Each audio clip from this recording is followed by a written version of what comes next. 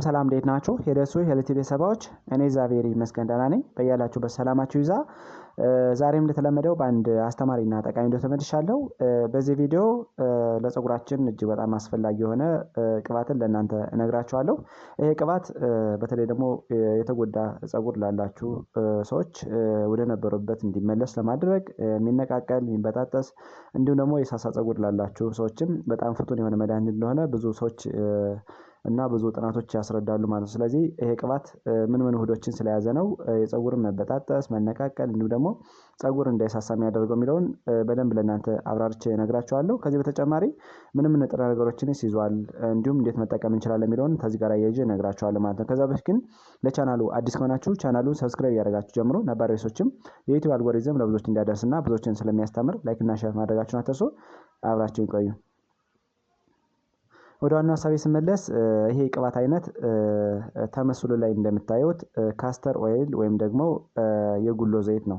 ብዙ ጊዜ ካስተር ኦይል ወይም ደግሞ የጉሎ ዘይት ናቹራሊ ፀጉራችን ከተጎዳ ወደ ነበረበት እንዲመለስ ለማድረግ ለሚነቃቀል ለሚበጣጠስ እንዲሁም ደግሞ ለሳሳ ፀጉር አጠቃላይ ድርቀት ላለባቸው ሰዎች ወሳኝ የሆነ የቅባት አይነት ነው ማለት ነው። ስለዚህ ይሄ የቅባት አይነት ለጤናችን እጅግ በጣም ተመራጭና አስፈላጊ የሆነ የቅባት አይነት ነው ማለት ነው።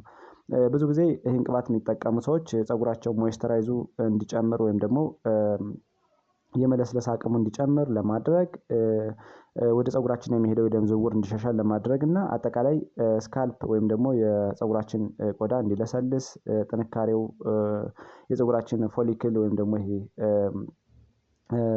ከቲክል እያልን የምንጠራው እንዲለሰልስና እንዲጠነክር ለማድረግ እጅግ በጣም አስፈላጊ ነው ማለት ነው። ምክንያቱም ካስተር ኦይል በተፈጥሮ ዲፕሊ ፀጉራችን ከስሩ ጀምሮ በማጠንከር የተሻለ የፀጉር ዘለላ እንዲኖረን የሚያደርግ ወሳኝ የሆነ የቅባት አይነት ነው ማለት ነው።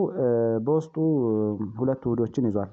በተለይ እነዚህን ሁለት ውህዶች ስለያዘ ፀጉራችን ጤንነቱ የተጠበቀ እንዲሆን ያደርጋል ማለት ነው። አንደኛው ቫይታሚን ኢ ነው። ሁለተኛው ደግሞ ፋቲ አሲድ አለው። ያ ማለት ሪሲኖሊክ አሲድ የሚባል በጣም ጠንካራ የሆነ ውህዱን ይዟል ማለት ነው። እነዚህ ሁለት ጠንካራ ጸረ ሙቀታማ ኬሚካሎች ወይም ደግሞ አንቲኦክሲዳንቶች ፀጉራችን የተሻለ እንዲሆንና የፀጉር መነቃቀል መሰባበር መሳሳት እንዳይኖር እንዲሁም ደግሞ ፀጉራችን ዲፕ ጀምሮ ጥንካሬ የተጠበቀ እንዲሆን ወደ ፀጉራችን የሚሄደው የደም ዝውውር እንዲሻሻል የሚያደርጉ በጣም ጠንካራ የሆኑ ውህዶች ናቸው ማለት ነው። ስለዚህ ካስተር ኦይልን አዘውትሮ መጠቀም የተጎዳ ፀጉር ላለባቸው ሰዎች ይሄ ፍቱን መድኃኒት እንደሆነ ብዙ ጥናቶች ያስረዳሉ ማለት ነው። ካስተር ኦይል ለፀጉራችን ጤንነት እንዴት ተመራጭ ሆነ የሚለውን በአራት ከፊል እናንተ ልንገራችሁ። ከዛ በፊት ግን ለቻናሉ አዲስ ከሆናችሁ ቻናሉን ሰብስክራይብ ያደረጋችሁ ጀምሮ ነባር ቤተሰቦችም ላይክ እና ሼር ያደረጋችሁ ትብብራችሁ እንዳይለይ ስል ጠይቃለሁ። የመጀመሪያውና አንደኛው ፀጉርን በማለስለስ ወይም ደግሞ ዲፕ ሞይስቸራይዝ በማድረግ የሚታወቅ እጅግ በጣም አስፈላጊ የሆነ የቅባት አይነት ነው ማለት ነው። ካስተር ኦይል ወይም ደግሞ የጉሎ ዘይት ናቹራሊ ፀጉርን የማለስለስ የማዝናናትና የፀጉሮችን ዘለላ የፀጉሮችን ፎሊክል በማጠንከር የሚታወቅና ወደ ፀጉራችን የሚሄደውን የደም ዝውውር እንዲሻሻል በማድረግ ኦክሲጅን ያ ማለት ፀጉራችን በአግባቡ ኦክሲጅን እና ምግብ እንዲያገኝ በማድረግ በቀላሉ የተሻለ እና ፀጉራችን በቀላሉ እንዳይነቃቀል የሚያደርግ በጣም አስፈላጊ የሆነ ቅባት ነው ማለት ነው። እንደሚታወቀው የፀጉር ልስላሴ ሲቀንስ የፀጉር መዝናና ሲቀንስ ብዙ ጊዜ ሻፍቶች ወይም ደግሞ ስካልፓችን ይጎዳል እንዲሁም ደግሞ ይደርቃል ማለት ነው። ስለዚህ በዛ ምክንያት ፀጉራችን የሚነቃቀል ቢበጣጠስና በቀላሉ የሚደርቅ ፀጉር ሊኖረን ይችላል ማለት ነው። ስለዚህ ይህንን ሂደት በመቀነስ ፀጉራችን የተሻለ እንዲሆን ያደርጋል ማለት ነው። ሁለተኛ የፀጉራችን ጥንካሬ በመጨመር የሚታወቅ በጣም አስፈላጊ የሆነ የቅባት አይነት ነው ማለት ነው። ብዙ ጊዜ ይህን ቅባት የሚጠቀሙ ሰዎች የተሻለ ፀጉር እንዳላቸው እና ፀጉራቸው ሲነቃቀል ሲሰባበር ከነበረ በቀላሉ ወደ ነበረበት እንዲመለስ የሚያደርግ የቅባት አይነት ነው ማለት ነው። በውስጡ ቅድም እንዳልነው እጅግ በጣም አስፈላጊ የሆነ ፋቲ አሲድ ይዟል። ይህ ፋቲ አሲድ ሬሲኖሊክ አሲድ ይባላል ማለት ነው። ይሄ ሬሲኖሊክ አሲድ ፀጉርን ኑርሽ በማድረግ የፀጉር ፎሊክሎች አጠቃላይ እንዲጠነክሩ በማድረግ እና እያንዳንዷ የፀጉር ዘለላ ወይም ደግሞ ስትራንድ ብለን የምንጠራት እንዲጠነክር በማድረግ ፀጉራችን ስፕሊት እንዳያደርግ ብሬክ እንዳያደርግ በማድረግ የተሻለ የፀጉር ዘለላ እንዲኖረን የተሻለ ቆዳችን ፀጉራችን ቆዳ በተለያየ ምክንያት እንዳይጎዳ በማድረግ ፀጉራችን ሻይን እንዲያደርግና የተሻለ እንዲሆን ያደርጋል ማለት ነው። እንደሚታወቀው ፀጉር እንደዚህ የሚያደርግ ከሆነ ደግሞ ብዙ ጊዜ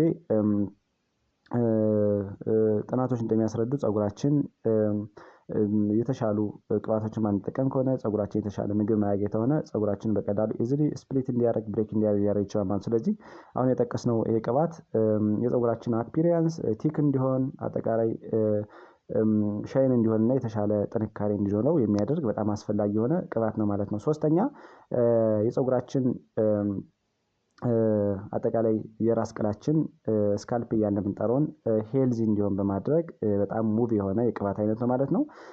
የጉሎ ዘይት ናቹራሊ አንቲ ኢንፍላማቶሪ ፕሮፐርቲ ወይም ደግሞ ጸረ ብግነት ባህሪ ያለው፣ አንቲ ባክቴሪያል ኢፌክት አለው፣ አንቲ ፈንጋል ፕሮፐርቲ ያለው ማለት ነው። ስለዚህ እንደነዚህ ያሉ ውህዶችን በደንብ ፓክድ አድርጎ ስለያዘ ቆዳ ላይ ሊከሰቱ የሚችሉ ለምሳሌ እንደ ዳንድሩፍ ወይም ደግሞ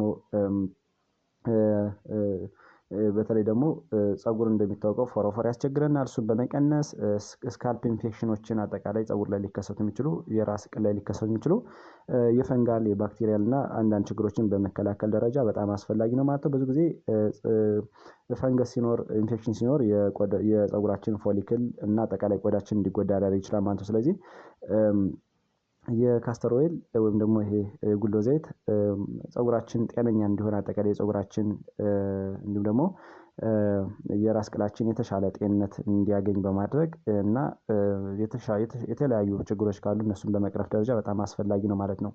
አራተኛ እና የመጨረሻው ፀጉራችን ሻይን እንዲያደርግ አብረቅራቂ ውብና ሳቢ እንዲሆን ያደርጋል ማለት ነው።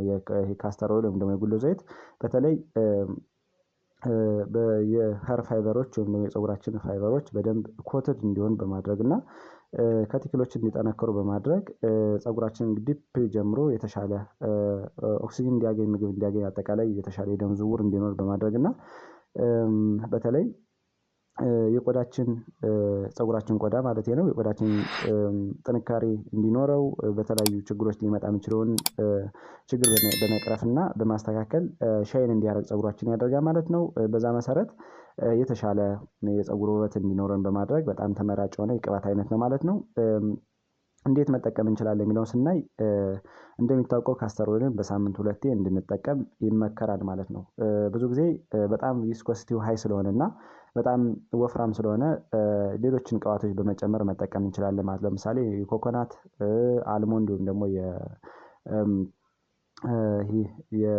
የተለያዩ የቅባት አይነቶች በመጨመር መጠቀም እንችላለን ማለት ነው። ያ ማለት ቅድም እንዳልነው ቪስኮሲቲው በጣም ሃይ ስለሆነ ለመቀባት ስለሚያስቸግር እና ፀጉራችን በቀላሉ ዲስትሪቢዩት ሊያደርግ ስለማይችል የተለያዩ ቅባቶች ጋር በመጨመር መጠቀም እንችላለን ማለት ነው።